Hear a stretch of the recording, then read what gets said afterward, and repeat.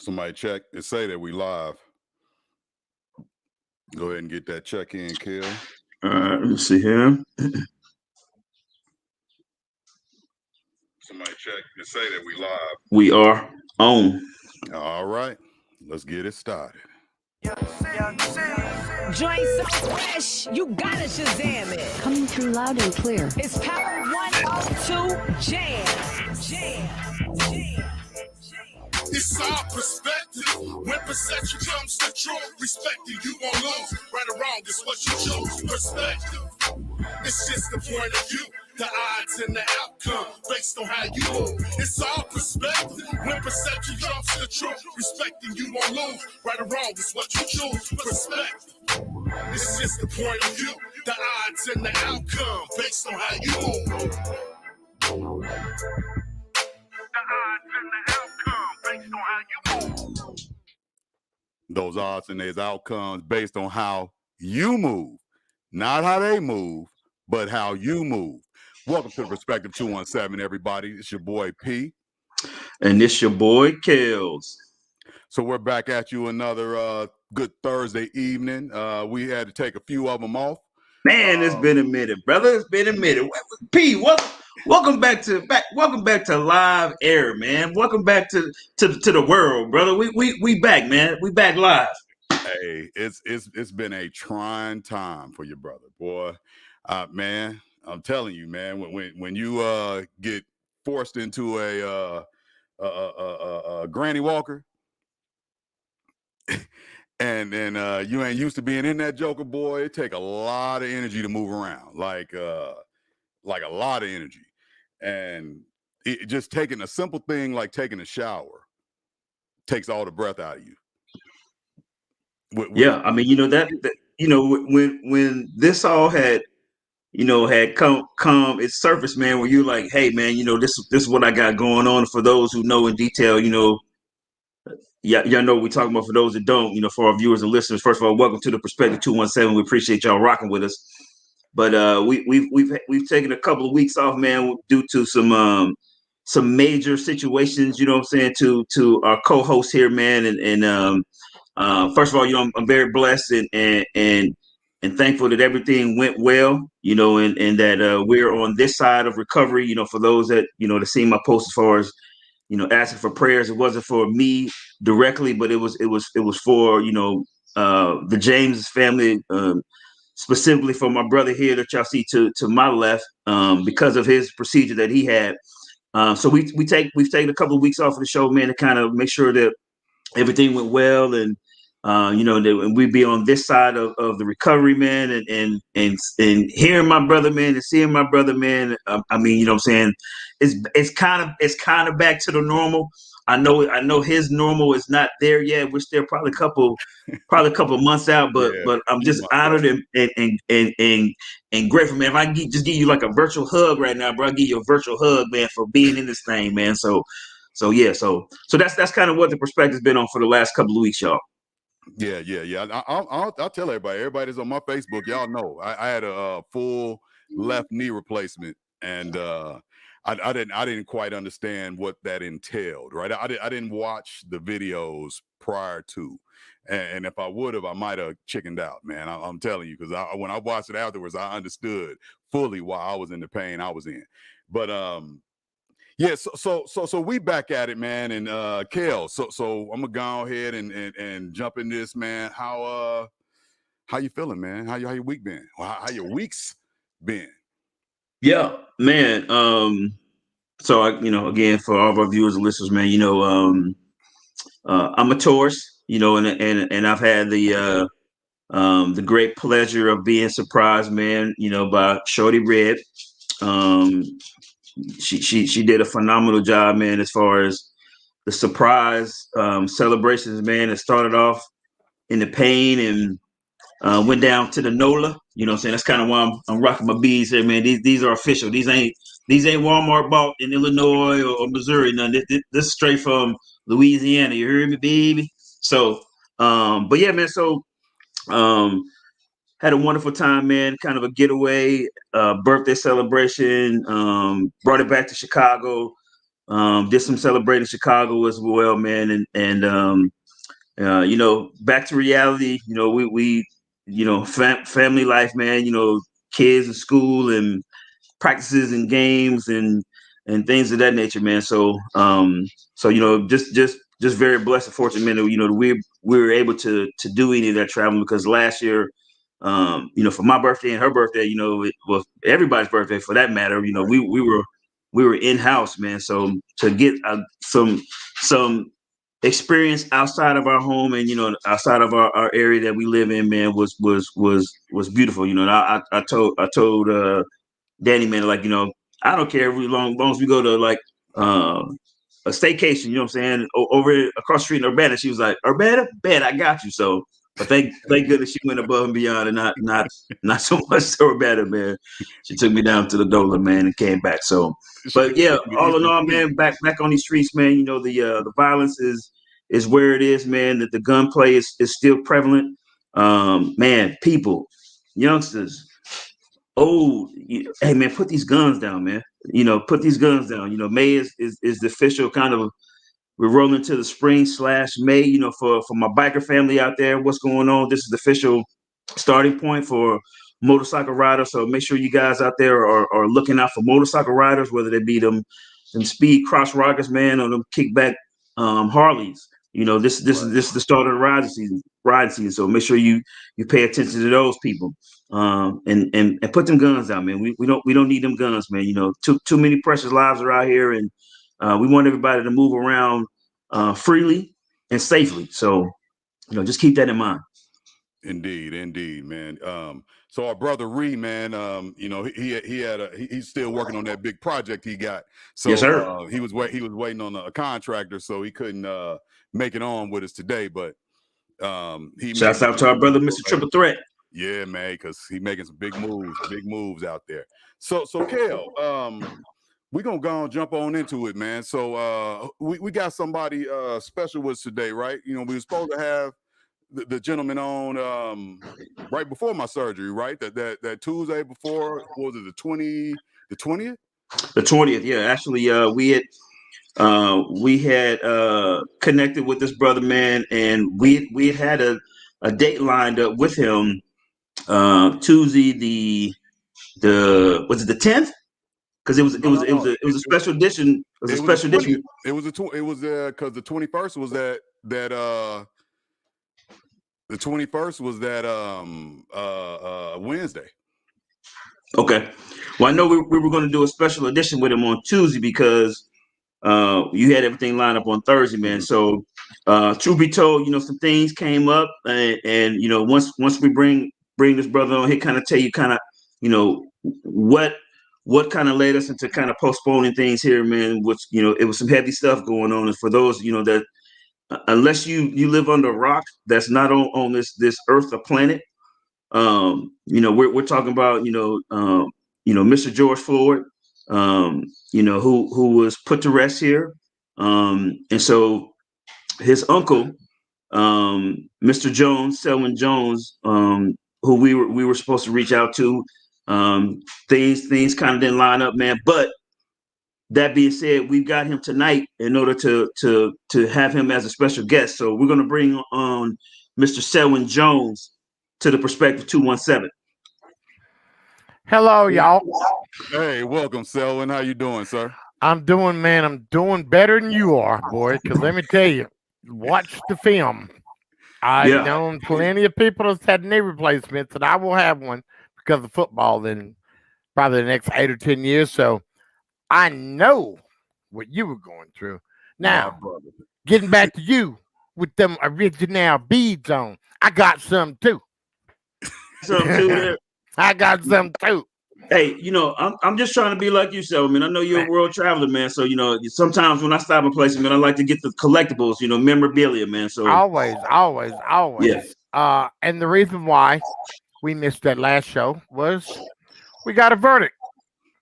And I had to rush up to Minneapolis, and the verdict was guilty as charged. So, and I just prayed and hoped that the judicial system would do the right thing, because how many times have we seen it not happen the way that it should happen. Now, who is this young handsome fellow down here at the bottom? So that's Mr. Triple Threat himself, Mr. Oh Jeff. man, he showed up. You just like a solar eclipse. Don't ever We mu- see you, but when we see you, it's a good thing. What we up, must- brother? Not much. How you doing? Man, you know what? I would say that I got something to holler about, but you know I got something to holler about. So you know Yes, it's all sir. good, man. It's not snowing. It snowed 2 nights ago. So In yeah. May, huh? Oh yeah, didn't it snow in Chicago?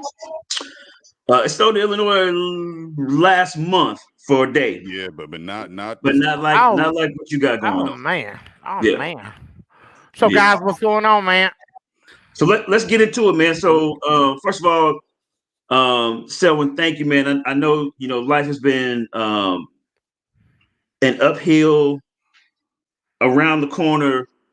You name it, man. Emotional roller coaster for you, man. And I know you've been shooting here to this location and doing family stuff and all that. So here at the Perspective 217, man, we definitely greatly appreciate your time for coming out and sitting down with us. So first of all, man, give us a little bit about who is Mr. Jones. Who is Selwyn Jones? Selwyn Jones is a crazy black dude that comes from Goldsboro, North Carolina. Simple. Selwyn Jones is a country boy that grew up poor, living in a house with no running water, no indoor plumbing. You know, you had to take baths in a foot tub. You know, you had to poop in a bucket. If it was cold, you pooped in the bucket, you threw it behind the house, and when it warmed up, you went out there and you took a shovel and you put it in the hole. That's where Selwyn Jones come from. Selwyn Jones is the baby of 17 kids. You know, so my oldest sister, I got a sister on the 15th will turn 78, and I've got one on the 28th will turn 81. So you know, I'm the baby of the family, 12 girls and 3 boys, and just a lot of chaos. You know, got my butt whooped all the time.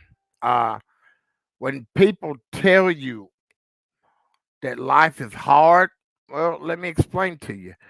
Y'all are the age that y'all remember where a butt whooping was medicine. Remember that?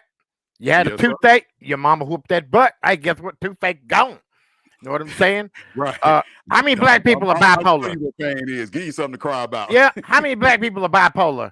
You know what bipolar called? Blackism. You know what they did? They whoop-ism. They whooped that butt. You didn't have that problem no more. I stuttered. And me being a black guy with freckles back in the early 70s, that wasn't normal. That wasn't normal. So I was a stutterer. Well, Mhm. that put me riding a slow bus. Because back in the day, if you showed any signs from being abnormal, you were, they put you on the slow bus. So I rode the slow bus for like 4 years. And it learned me some things in those 4 years from the ages of 5 to 9 that nobody needs to learn. You know, I got beat up all the time, white people, black people, people piss in the toilet, stick my head in there. And I figure by the first, second grade, I learned how to hold my water for 8, 9 hours. I can ride from here to Chicago and never have to pee because that just resonates in my brain as a kid. If you go to the bathroom, you're gonna get your butt whooped. So we never went, So I grew up, got bigger and stronger, and football helped me through this challenge because all I ever wanted to do was play football. And then when I found out that I could hit white folks and hurt them and not get locked up, oh, I loved it. I loved it so very much. And moved up to South Dakota to live out this dream of mine to be free. And I have found there's no such thing as being free.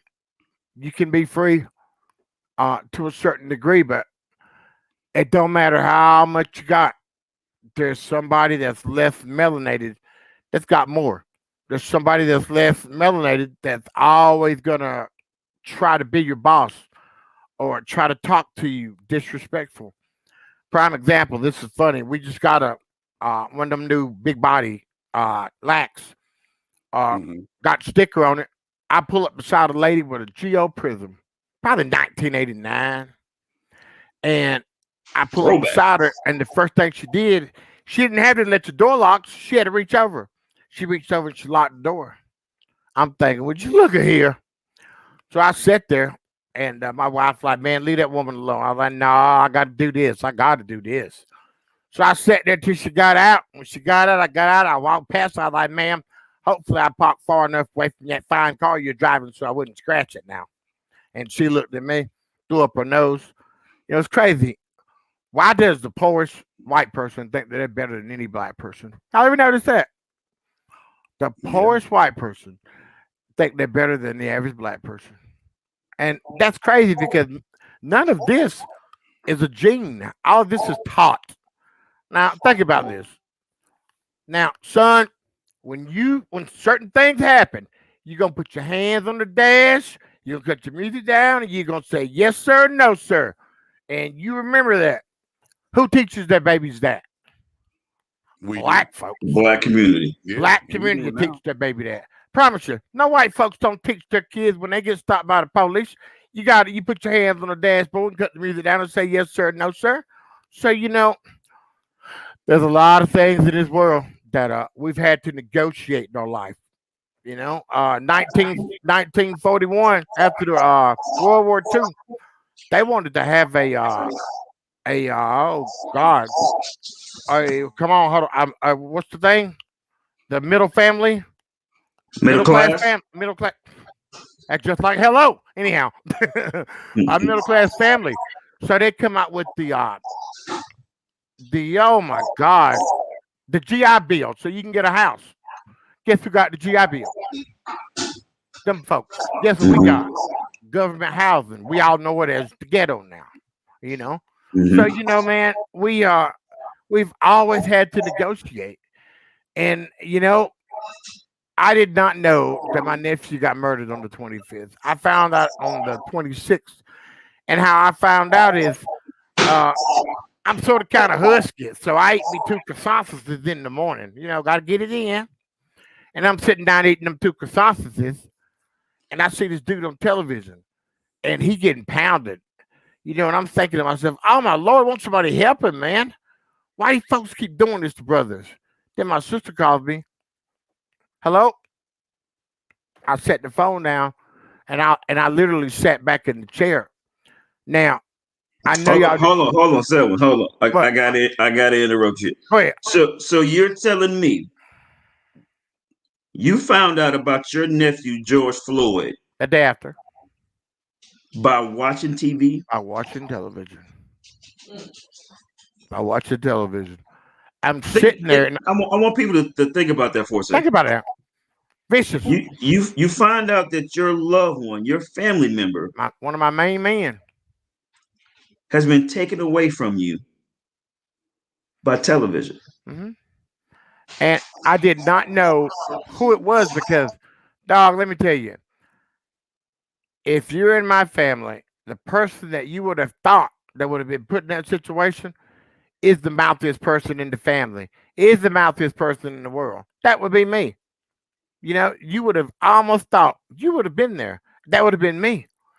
And I sat there and I looked, and none of this, I didn't even not acknowledge anything. I'm just madder than heck that some Caucasian guy, 4 Caucasian guys beating up this one dude, And my sister called me, and I sat back, and I tell people all the time, I sat back and I did the same thing that you did, because when you first laid your eyes on that video, you knew that he did not have a chance to get up. You knew that the black guy was going to die at the end of this movie. You had no doubt in your mind. So I sat back, man, and I watched him beg, scream, holler, plead. He called my sister, and this is what almost drove me crazy. At 8:26 and 15 seconds on the 25th of May is when my nephew died. How do I know the exact time? Because that torturous week we had when they were killing his character and killing him, that doctor comes on and says, you see right here, he had eye flutters. That's when the oxygen was taken from his brain and he died. Now, imagine how much he wanted to live. He was using his face to push up. He was breathing on about 2% of the air this whole time. He was digging his shoulder in, and all he wanted to do was to breathe. All he wanted to do was to live.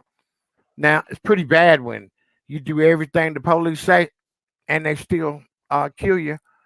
So we've got to go through some kind of reform and how they're trained because they're trained in a militant fashion. They're not trained to de-escalate. They're trained to escalate. Or let me say this: they're trained to escalate on black men. Because you know what the real name of the police are. The police is, don't you? It's called the Slave Patrol. That's the original name.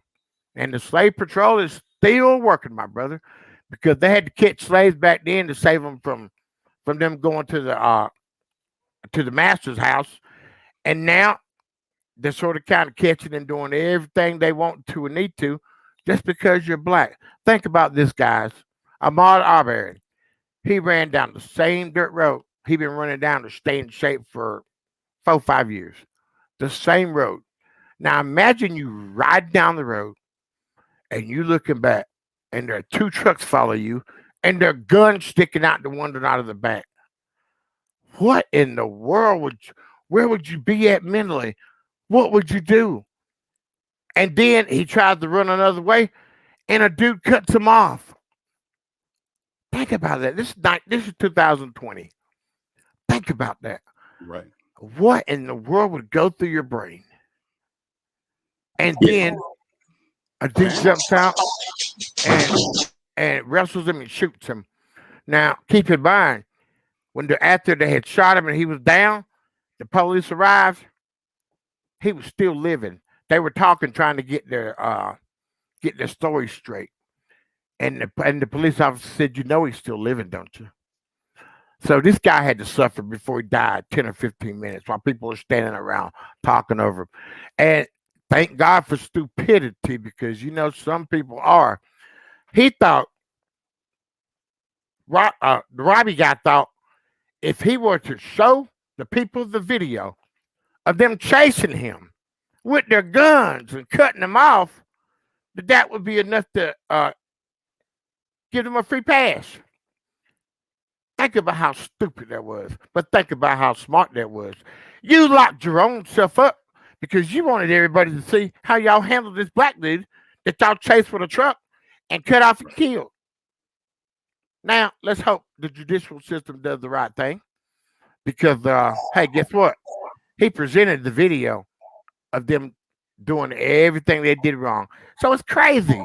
It's absolutely crazy that people think they can do stuff, and they are not scared.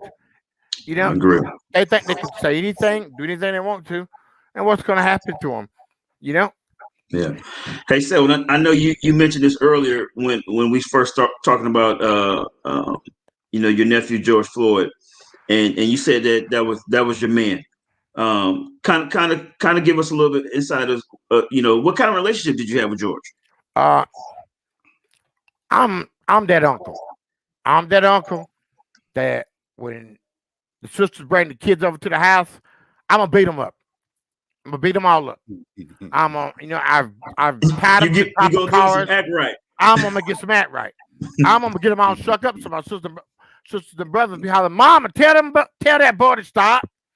And then they're crazy. They come to my mama. They come to my mama and they tell my mama, "Mama, tell Sarah to stop messing with them kids." And my mom would say the same thing. Tell him to stop playing with that food. You know he crazy. No, you dig holes, you bury them in it to the chest. I gotta go to the bathroom. Have fun, man. Have fun. You cook something and you pour a whole bottle of hot sauce in there. Here you go. We're gonna try several special potion. Everybody might burn it. Hey, yeah. Just funnier than hell, man. I'm funny in heck, man. So I'm that uncle. I'm the uncle that wanted to play basketball all day. If you poke, you don't know what you're missing. And we just loved each other. I could call him, yo, what's up, dog? What's up, Unc? So all of my nieces and nephews, we got the same relationship. I'm Uncle Selwyn because I'm closer to them than anybody, because everybody's so old. You know, Right. my oldest sister died 3 or 4 years ago, and unfortunately, I've been paying for a lot of funerals because I'm the youngest. I think that's wrong. Old folks should be doing that. I tell them. So I tell them, y'all better get your mess in order. If not, just come to me, tell me what's going on, Yeah. and we'll put something in play. Because the way this thing is designed, y'all, everybody's supposed to die before me, and I hope it stay that way. You know what I'm saying? I'll go to all of your funerals and I'll show you respect. But we need to figure out something so we don't have to pay for your Yeah. funeral to show That's a lot of respect. burden. You know? Right. So, man, so we had a lot of love, a lot of love, a lot of love. When they moved up to Houston, obviously I didn't see them every day, but but we talked uh proficiently. Then, he's like every boy. You love your mama. I ain't saying you don't love your daddy, but your mom is your queen. Mm-hmm. And him and Steven Jackson were buddies. They played at the same. They played at the same high school, Yates. And Williams that used to play for Boston, point guard. So George was supposed to be in the NBA or the NFL. Just simple, because he had those kind of skills, son. And my sister was just like every other black woman. If somebody's got some babies, you want to keep the family together, so you want to take care of your babies. Well, I got a niece that's a little extraordinary, and she's had 5 or 6 babies, and my sister would have to take care of them. Crack's a bad thing, bad thing. Mm-hmm. And so George said, man, you know what? I've seen my mama suffer my whole life, and now she's got these babies that she got to deal with. So I reckon I'm gonna go home and help my mom out. And we talked about that, and I said, man, it's the wrongest thing in the world, brother. I know you got good intentions, but going back to the hood and the ghetto is not going to work. Not going to work. Not going to happen. Unc, I got this, man. I got this. Well, the only way to go to the ghetto to make it happen, what are you going to do? Go hustle. Yeah. Well, with hustling comes a lot of things. Hustling comes tasting. That exposure. Yeah. And a lot of time, my brother, when you sitting around and you made a good deal and you want to celebrate, shucks, man, I done covered my pack. I'm gonna try this. Well, guess what? That's the worst thing in the world could ever happen, because those demons obviously lived with him for the rest of his life. Now, this is what you got going. You got somebody that dropped out of school that legitimately could have been drafted before the second round in football or basketball. You got somebody that made a decision that they would help the person that they love more in their world, their mother. Then you have decision making processes. And that's all life is about, whether you make the good or bad decisions. And a lot of people will choose the latter because, keep in mind, guys, it's just as easy to tell the truth than to tell a lie. You get more out of the truth than you do a lie, because the only thing when you're lying, you can lie to everybody else. There's only one person you can't lie to. That is yourself. Well, Absolutely. throughout his journey, he has to go to prison. Then he has to go back, and then when he gets out, I think he felt like he had enough, because everybody's got to get sick and tired of being sick and tired. So he moves to Minneapolis to go to a rehab up there. He starts working at a nightclub, working at the Salvation Army. So everything was even. He still had that thought of taking care of his mama because his mind ain't clouded. Well, guess what happens? Mama dies. Now, this puts a spin on it all. So everything that he sacrificed, and now mom's gone. Everything that he sacrificed over 25 years of thinking in his mind and hoping in his mind that he's going to do something to reconciliate and take care of his mama. And you always got that hope. No matter what you're doing, hey man, James Baldwin said hope's invented every day. And you could know somebody's a killer, but until they told you there was a killer, you would just think, hey man, they're just your friends.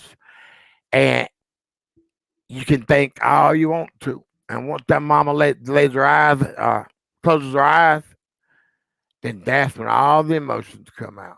I did all of these things for this one person, and this one person passes. What in the world have I done to myself? I disappointed the one person that I never wanted to disappoint. So that's a hard thing for a man to live on. I go to the funeral and in Houston, and I'm sitting there. Funeral's at 10 o'clock, and it's 10:20. And guess who I see coming in the door? Perry Floyd. I get up. I meet his buddy at the door, and I just had to ask him, "What are you doing?" Uh, man, I just no, bro. It just nothing. All these things you sacrifice for this woman that's laying in this coffin, and you disrespect her like this. Come on, man. Let's get things going back where they're supposed to go. So my man was hurting. My man was hurting. And demons, man, sometimes they just won't let you go. And reality is they won't let you go if you don't want them to let you go. And and it's always comfort. Fat people say comfort food is good. They eat Twinkies and donuts. Well, drug addicts don't eat Twinkies and donuts. Drug addicts decide that there are other things that keep them comfort. And I know he was trying. I know he was trying. Man, it, like I said, it all comes from decisions, but it's one of the things that helps you out in situations. Who you're around, and because people that are doing bad want you to do bad with them, you know, whether it's getting high, robbing, or stealing, birds of a feather flock together. So, but Perry was not a bad man, not a bad nephew.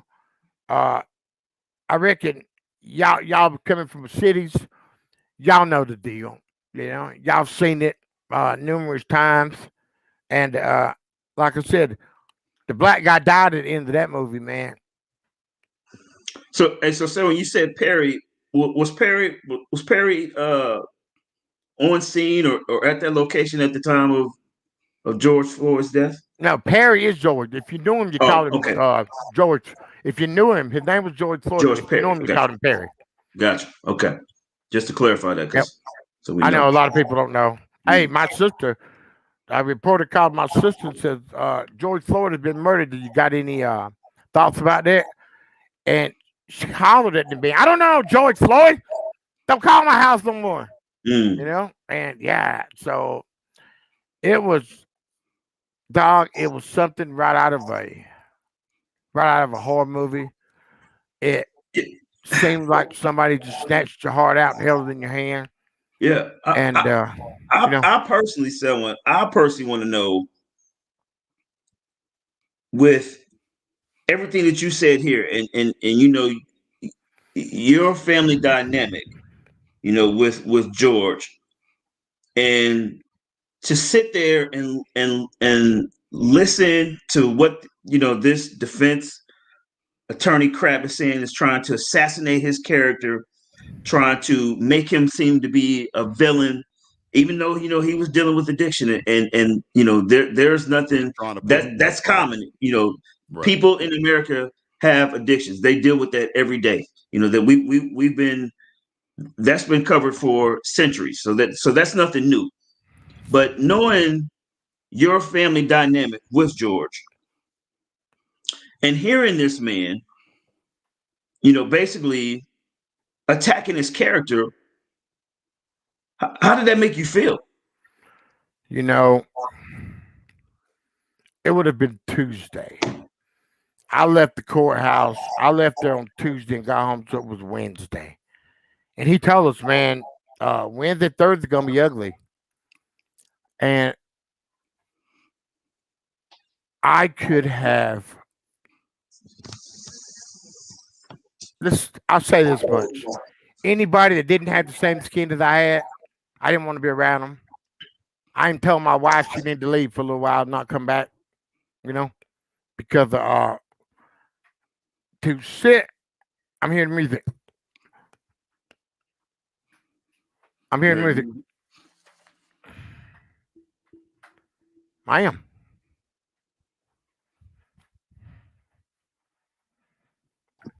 You over there jamming without us? I'm here. There you go. Wait. Okay. Can you hear me? Yeah. Okay. Anyhow, my thought was it was like ripping your heart out. It was like, look at these people that don't even know this guy that's assassinating his character and destroying him because he got high. When do you get a death sentence from being high? Because think about this. 1989 to 1997, we had a lot of brothers missing. Because why? That one. Correct. Well, guess what? Black folks went to jail. Well, from 2004 to 9, they call it the opioid epidemic. Well, why'd they get rehab? And we got jail. Pretty crazy, ain't it? Same thing.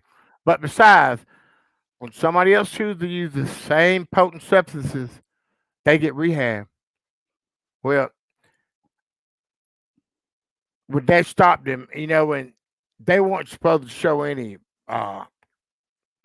prior arrests with George, and they weren't supposed to show anything with Chauvin.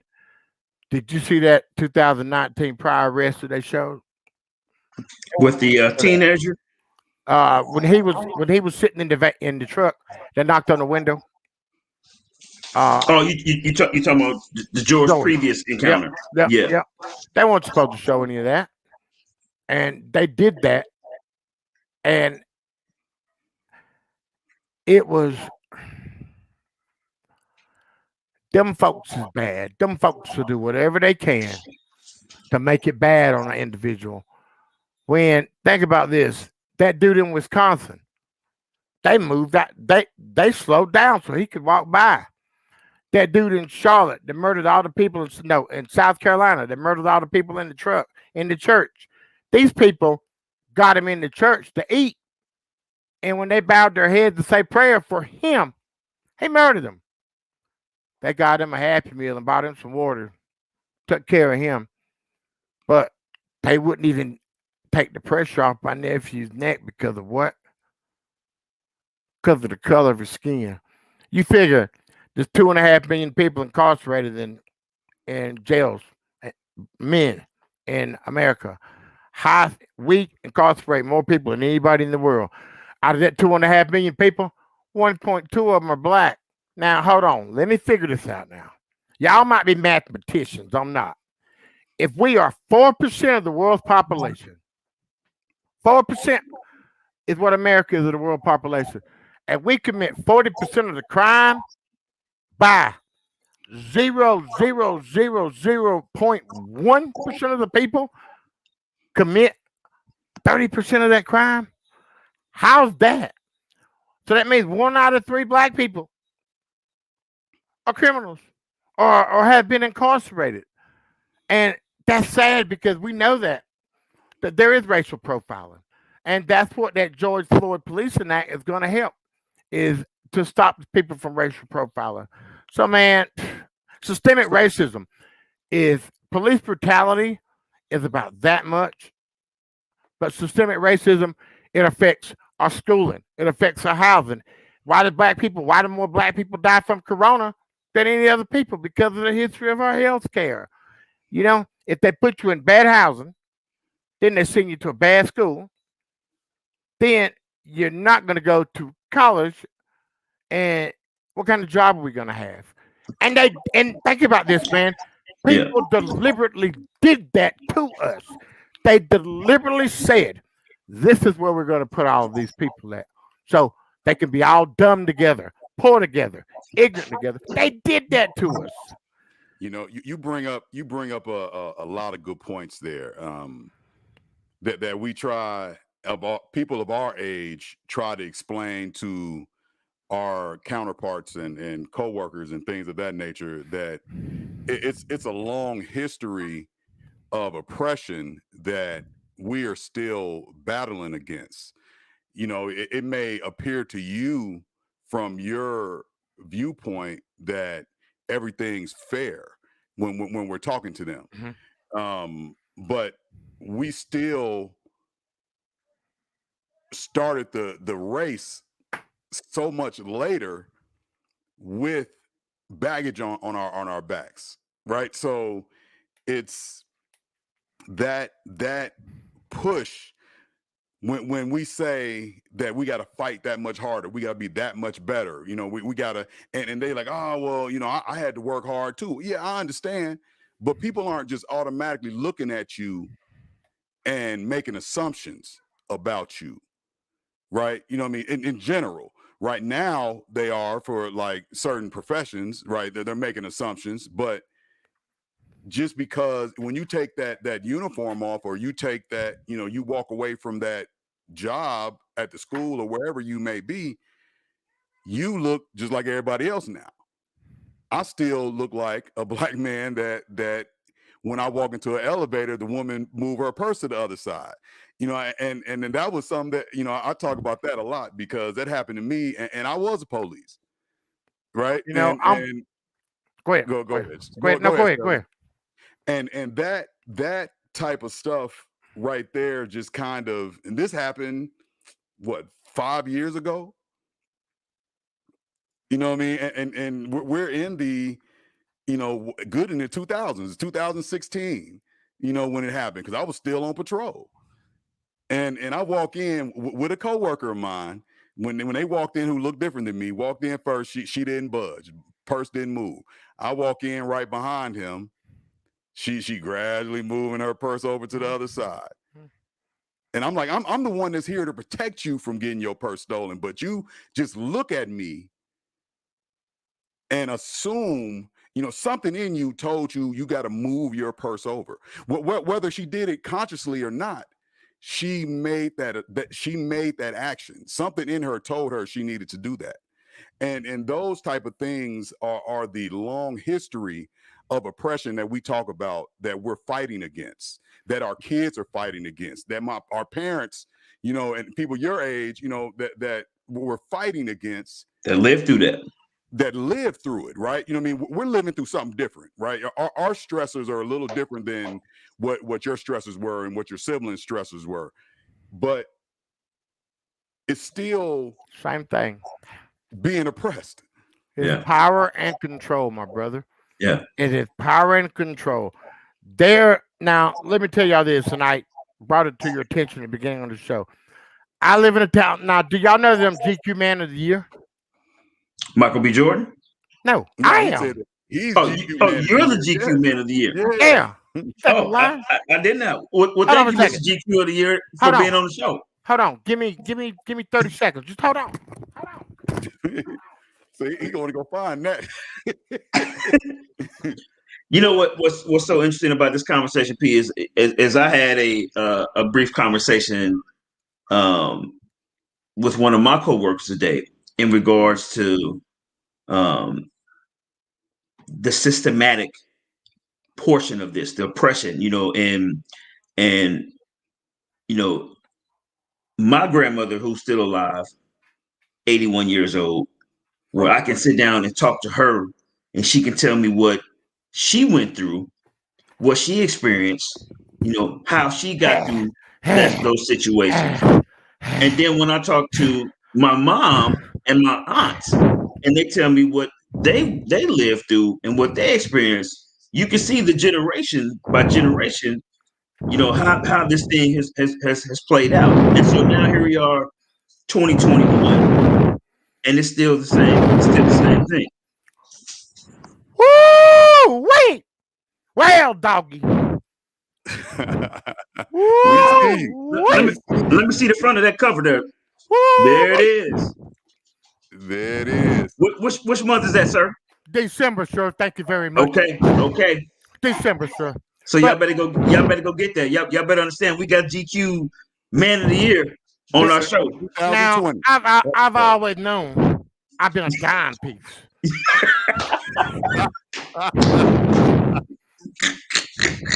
I've always known I've been a dime piece. Yeah, But that just stamping right there. Boom. hey, man, I'm not in GQ because I'm in the top 10. I'm in GQ because I won't let this go. I won't let this go. Black lives matters because my life matter. Your lives matter. White lives matter because their lives matter. Right. Everybody's lives matter. So there's 4 things we need to do. We need to communicate. We need to conversate. We need to educate. And nothing happens unless you piss somebody off. Just simple. I don't believe in looting. I don't believe in violence. But I believe that we have got to make a stand for ourselves. Because think about this, y'all. I'll be 55 in 6 days. We couldn't go in a restaurant 55 years ago and sit down. We could die for our country, but we couldn't go in a restaurant and sit down and have a bite to eat. Now think about this. Think about that. We couldn't use the bathroom. We had to go around the corner and use the bathroom because I reckon people thought that our butts and their butts shouldn't be on the same stool together because we were going to contaminate. We couldn't drink water. We had to sit in the back of the bus. Well, that's one good thing about riding the slow bus. I had it all to myself. You know, I had it all to myself. You know, and I started talking when I was like in the 4th grade. I could speak. I ain't shut up since then, brother. I've been talking my butt off ever since then. You know. Yes, sir. Can you give us some priorities for the movement, the agenda, the push that you are going for in reference to your nephew? I sleep. My phone tells me I sleep between 2:30 and 7:30. I put myself in a position where I am trying to find whatever platform I can, whoever I can, that'll let me, so you can hear this old scraggly voice, because all I'm doing is telling a real life story. I'm telling a real story from a real old black dude that loved his uncle, that just wanted the world to be different. And the way we do it is we need them less melanated people, because I know me and you on the same page. We on the same page, but we need them folks that don't look like us to come around. And what I know is, you remember 1986 when the space shuttle crashed, blew up? Mm-hmm. I remember that. You remember when Desert Storm happened in 92? Mm-hmm. You remember 9/11? Yes. You'll never forget the day you heard about George Floyd. No, sir. So, COVID. And George, thank God, COVID. And I'm sorry to say that. I'm sorry for people that lost a family member. There have been 600,000 people. That's crazy. But without COVID, everybody would have been out and about. With COVID, everybody was sitting in their house and they were waiting for something to happen. Now, what we've seen is we've seen a couple crazy white boys shoot up places. And that's just going crazy now. And they're capturing them alive. Anyhow, it's another story on another day.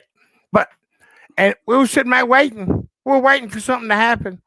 And Lord and behold, it was George Floyd, because everybody was sitting in their television. Now, there's 2 types of people, kids. The people that can't see, and the people that can't read, and the people that don't want to read. Now, all those people that didn't want to read, they got to listen. They got to listen. They got to listen in power and control and brutality and how white folks treat black folks and how white folks been treating black folks for over 400 years. Because this ain't just started, but it was a situation where they were sitting in their chair drinking their coffee and they couldn't deny it. They couldn't close their eyes and turn their face. Over 8 billion people seen that video. And what 8 billion people seen was 4 people, 3 people, one on his legs, one on his back, and one on his neck, and the little Timmy Chow Chung standing around walking around, keeping people away. Now, man, if you had a heart, you felt it. Because every mother felt it, because every mother was looked at it as it could have been her son. Every father felt it because daggone, man, that could have been my boy. Every black person felt it because we feel that all the time. We felt it 10 times probably since he's been dead. And all those less melanated people were looking and thinking, wow, there is really something called systemic racism. There is something called police brutality. And we've been seeing all these videos of people that have been stopped by the police, and they repeatedly tell them, I seen one video of the dude driving the Mountaineer 46 times. They were going to tase him. Then they finally tased him. He gets out. He kills him and takes off. He shoots him and takes off. But it took him 46 times. Then you look at the dude in Harris in Atlanta where he fell asleep in the drive-thru, which he shouldn't have done. He shouldn't have been drinking and driving. Come on now. But if they got your driver's license, they know where you live, instead of shooting him in the back, why not go home? Why not let him run home? Pick him up in the morning with a headache. Because you know he's going to think about it all night, man. I'm going to jail in the morning. Hey, at least he's alive. Everybody wants to go home. Everybody wants to go home. If I'm going to jail, let's go. If you're going to give me a ticket, give it to me. But it should not be a death penalty because of a counterfeit. Think about this. $19 and 100 pennies. And my nephew will never see his daughter. He'll never see his uncle. He'll never see his sisters. He'll never see his cousins. He'll never go to Thanksgiving. He'll never go any of that because of $19 and 100 pennies. Ain't that crazy? And that little young man that was going to pay the bill, the behind the register. Oh God, he shook up because he literally thinks it was his fault why my nephew died. You know, and I talked to him. I talked to Darnella, but that young fella, man, let me tell you something. He's gonna have a bad way to go the rest of his life because he literally, Mr. Jones, if it wasn't for me, and somebody told me that it was a counterfeit, I didn't know it was counterfeit. Somebody told me it was counterfeit. And because Perry comes in that store every day, that's the hood. You know, gotta go, gotta know go where your connect is. Perry comes in that store every day. I was gonna pay him. I was gonna pay the 20 because I know he would have gave it back to me. So I gotta live with that every day that I was responsible for your nephew's death. You know, I got two questions for you. Yes, sir. So, and I know you touched on this here just a minute ago. One, have you been able to meet and have a conversation with the young lady who actually Darnella Frazier? Oh yeah. Let me tell you something, buddy. That is the hero. That is the hero. Because let me tell you, and her little cousin, that was with her. She did not want to pop. Now, this is what I think. I think I call them quasars. Quasars all had to line up. Darnella Frazier had to take her little cousin down to that store to get a pop. Well, George Floyd had to be there. David Chauvin had to show up there. So all of those things had to line up and fit together for one purpose and one reason. For there to be equality in this world. Because George did not fulfill his destiny. And the Lord said, because he was a God-fearing man. He believed in the Lord. He prayed. He went to church every Sunday. You know, because the Lord said, George Perry Floyd, you have not achieved your goals. And all you're doing now is you're letting the devil eat you up. You're letting demons ride you. So what I'm going to do is I'm going to use a good man with a good heart, with a good soul, but with a bad problem. I'm going to take you today, and I'm going to take you today to change the world. And y'all, guess what? The whole world was erupted because of George Perry Floyd. The Oh yeah. whole world stopped and changed because George Perry Floyd of how he died. You know, man, and that's the only way I could think of it. Yeah. The Yeah. only thing I could think. And then that last part. This is the crazy part, y'all. It was me. They put me into play because they knew that I wasn't gonna leave this alone. They knew that there's no way in the world I was gonna let my nephew die in vain.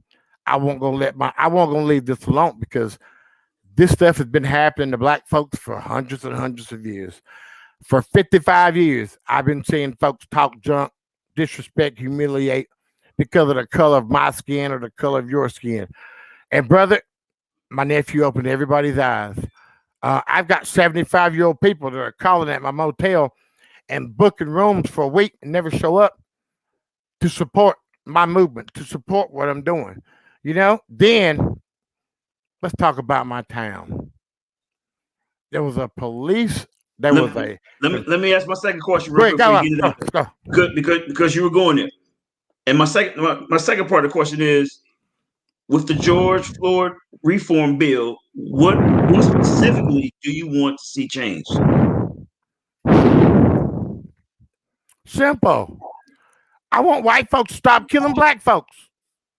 And what that means is that George Floyd Policing Act, there's no racial profiling.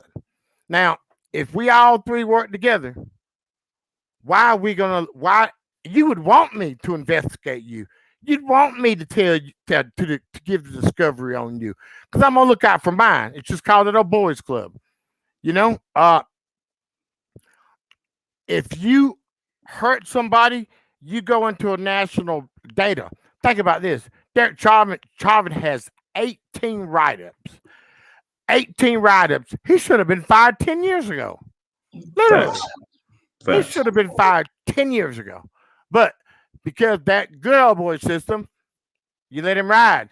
Because honestly, did he ever look like he was going to stop? No. No. It looks like my biggest issue with it. Look at a lynching photo. And I've had people say there ain't no racism. Look at a lynching photo and see how many black people feet on the ground. He looked just like those folks on that lynching photo when they got that big kill, that big buck, eyes glazed all over. Got him. That very last stare at the end, he said, I got him. And he did get him. He did. He did exactly what he was supposed to do. The devil sent him there to show the world what hatred, racism, power, and control was. And we saw it. We've seen the same thing that we've seen for 402 years. We've seen the same thing we've seen at the Capitol building. I had a white dude call me to go back to Africa. You're a monkey. And I thought for a second, interesting. You ever seen a black dude climb a 5-story building without a rope or a ladder? Nope. June the 6th, you seen the monkeys, the white spider monkeys, climb the Capitol building without a damn rope, ladder, anything. And I'm thinking, oh, that was impressive to me. You can climb a 5-story building without a rope, and you're going to call me a monkey. Come on, man. What's wrong with you? And the whole problem that you have is they don't think that it's wrong. I live in a town, 1,200 people. Before George got murdered, I was the hardest working dude in the county. I remodeled a motel by myself in a year, shoveling snow off the wood. I go over here to the country store. Man, Jonesy, you're a working fool, man. Nah, man. I just made a decision. If I bought it, I would do the work on it because why buy something and pay somebody to do something you can? You know, because I saved myself an awful lot of money for doing it myself. And those folks, you know, them folks, man, you're doing a good job. You're hard working. Then out of the next breath, somebody called and says, hey, man, you know there's a Confederate flag on a police patch that George Floyd's uncle lives in the town? That can't be up there. Well, guess what? I'm dumb nigga. dumb nigga. Hold on. And this is the crazy part. The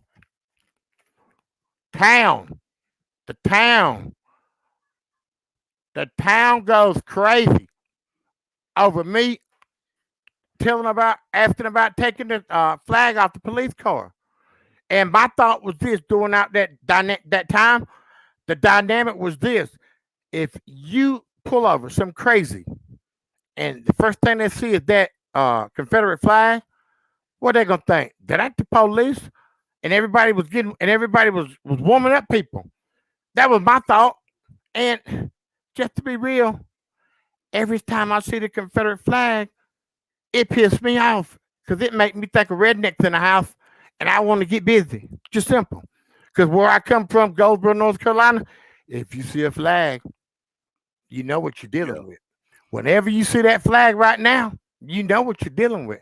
They have rallies, and you see the flag, you know what you're dealing with.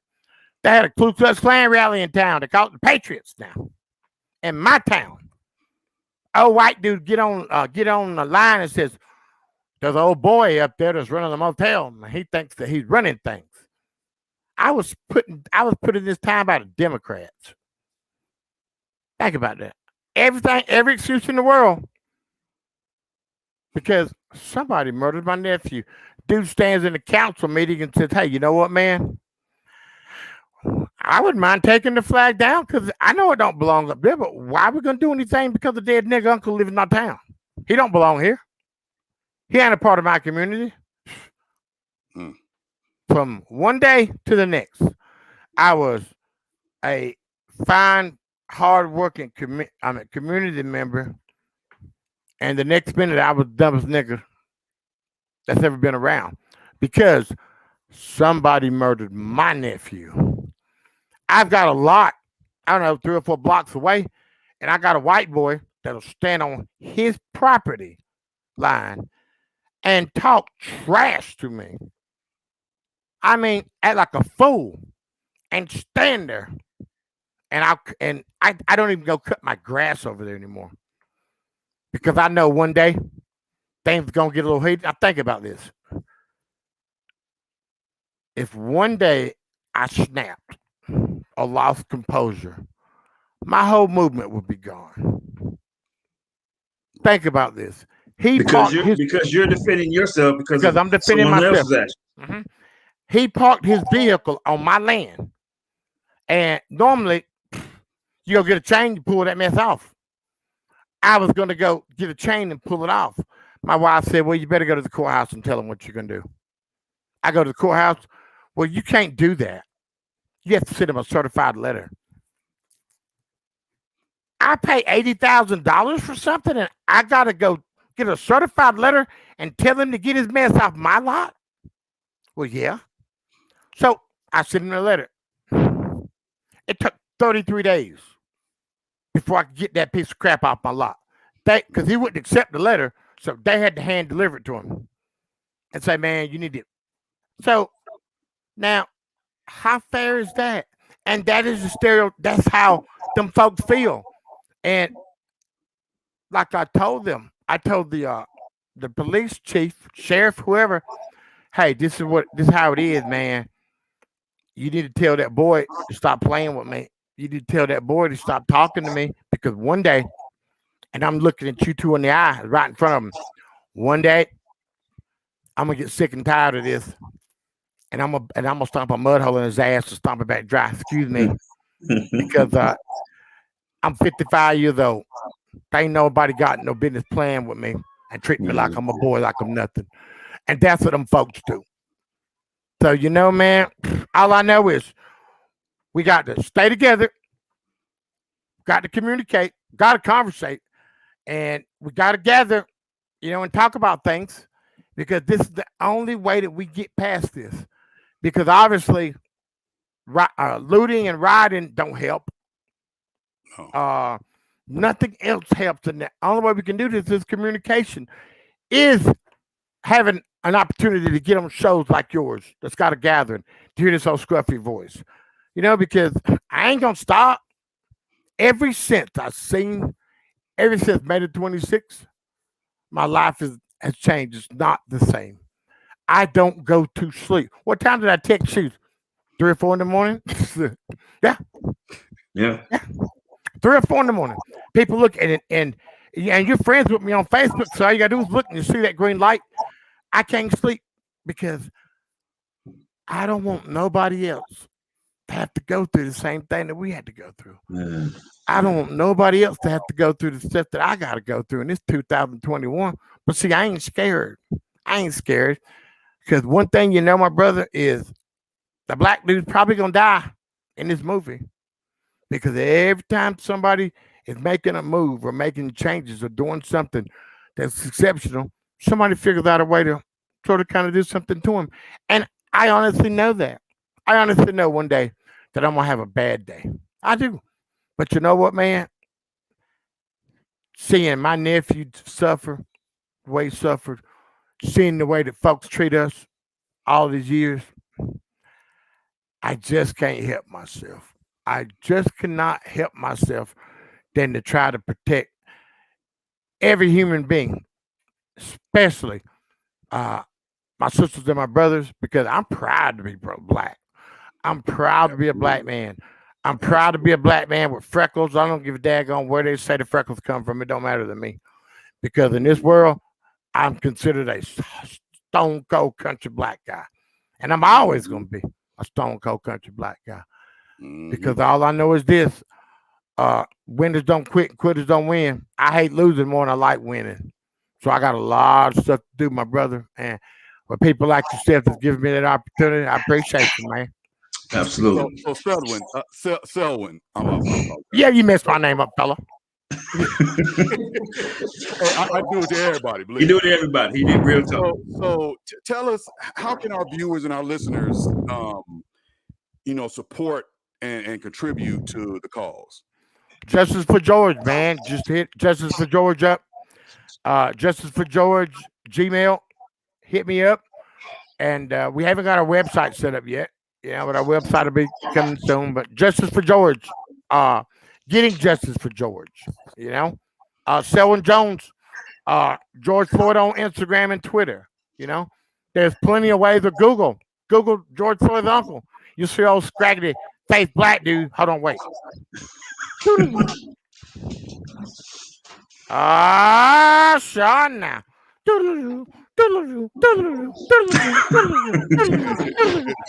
Mr. GQ himself. Man, I would honestly say I've never felt so pretty, but and I never felt email, so pretty. That email is justice, JUSTICE, the number 4, George Floyd. GEORGEFLOYD, correct? Justice for number 4, George 846 at gmail.com. 846. But yeah, I appreciate everybody. I appreciate your time. Send me a copy of recording of this because I am surprised that I only said one time. Hey, man. Real quick, man. Before we get out of here, man? What do you got coming up next, man? As far as speaking events, what you got coming up? I got the Harriet Tubman Award that's coming to me. I'll be at Little Rock, Arkansas at the Little Governor's Ball, and I'm everywhere, sometime, all the time. If anybody ever wants to hear that real story, that wants to get into that diversity speaking, I got you. Because I always like to tell people a real story. Because, man, the story that I tell has no lies. It is a simple fact of how a young man grew up in the South and have worked his way to being able to buy a motel and to live, as they call it, the right way, but still not being free. And that's all we ever want to do is be free, man. And one time I used to sit at the parking lot over on the corner. I used to look across the street. I used to look out and see these people riding by, and I think to myself, yeah, man, I remember sitting on that back porch looking out across that field thinking, where am I going to be at? Where am I gonna be at one day? Will I ever get away from this? Because you see everybody around you that ain't got a pot to piss in, the one to throw it out of, and they're enjoying themselves where they drink and they smoke and they women, and that just won't where I needed to be or wanted to be, because I thought there was more to my life than that, man. You know? And hold on, I got you here. Because that was that little thing right there. Hmm. And I used to sit and look across the park. Red hair now. Red hair. Boy, I got my butt kicked so much, man. I thought I was one of them gals in church. I was so hot. Every day I got beat up. Red hair, freckles. They whooped me every day. And then I got about 14 or 15. Start fighting back. Oh, brother. Oh, brother.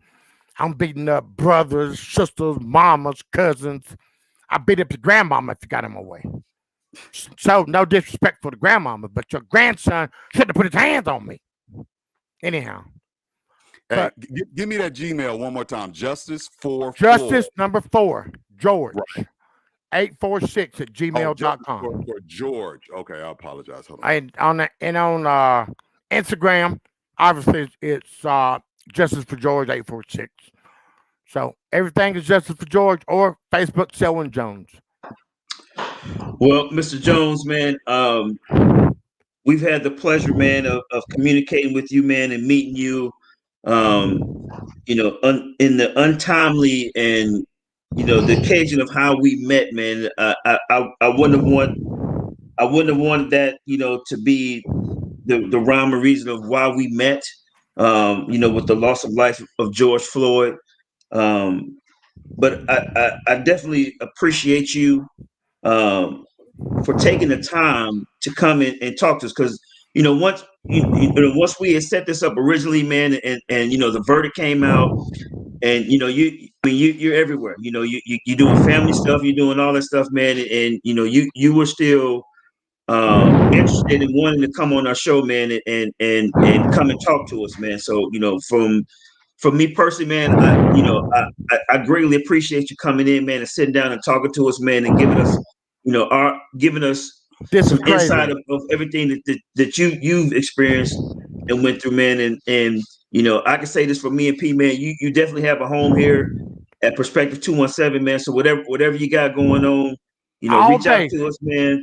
All day. And we whatever you got that that you want to get out and express, man. You got a home here, man. Reach out, contact us, man, and we can definitely do this again. I will be contacting you, and like I said, I will definitely text you where that event is. Okay. In Chicago, and 23rd, and don't ever invite a black guy to your house, because I love to eat. I can tell big man here too. You got to, I love them ribs. Yeah. Love ribs. Love I'm country. I love pig feet. You name it. I know y'all thinking, oh no, can't have none of that. I eat everything on the hog, from the rooter to the toter. Oh, yeah. You one of them country boys. I'm country. Walk around with bare feet. Need some lotion. I need to cook something so I can take the grease and rub on my legs. Hey, he been kicking flour. Oh yes, son. Hold on, wait.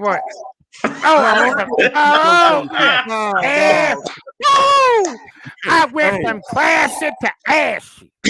Hey, we gotta go, but so hey, greatly appreciate you, man. I appreciate you, man. Dale said is factual, right? And thank you for gracing us with your presence. Appreciate you. And we'll be talking soon. All right, God bless you, kids. Love you. Take care of yourself, bro. Yo, man, appreciate you. I'm out. Acid classic.